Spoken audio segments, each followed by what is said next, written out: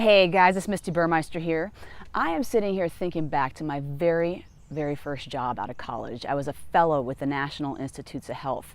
And in my 1 year there, I went through 5 mentors. I just literally did not know how to most effectively use these mentors.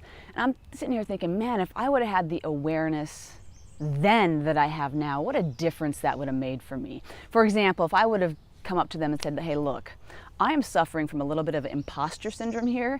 I actually don't think I have any business being in this organization, so I'm probably going to try to prove myself, show how smart I am. Pretty likely I'm going to come across as impatient and unwilling to pay my dues. But just so you know, I really want to do a great job.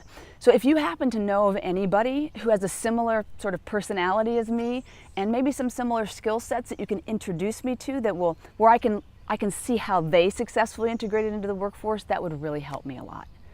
If I would have had that, man, I would have been able to really utilize the mentors that were right in front of me.